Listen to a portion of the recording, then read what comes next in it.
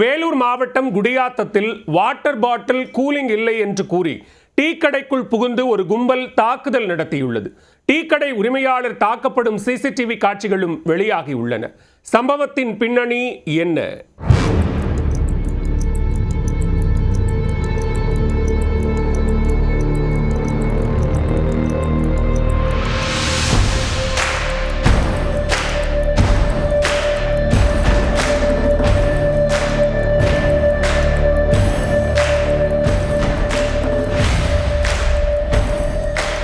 மது போதையில் டீ கடைக்குள் புகுந்து தாக்குதல் நடத்தும் காட்சிகள் தான் இவை. நடந்தது என்ன?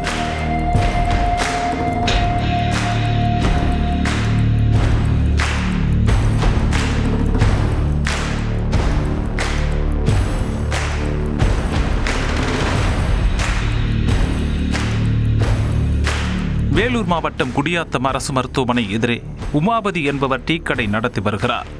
சனிக்கிழமையன்று அதிகாலை சுமார் 5 மணி அளவில் 3 இளைஞர்கள் போதையில் டீ கடைக்கு வந்து 1 லிட்டர் வாட்டர் பாட்டில் வாங்கியுள்ளனர்.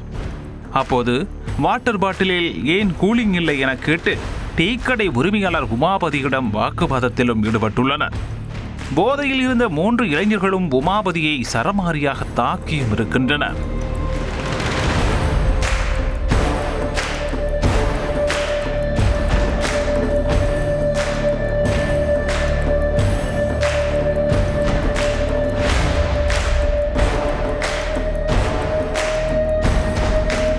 இதில் தலையில் பலத்த காயமடைந்த உமாபதியை அருகே இருந்தவர்கள் மீட்டு குடியாத்தம் அரசு மருத்துவமனையில் அனுமதித்துள்ளனர்.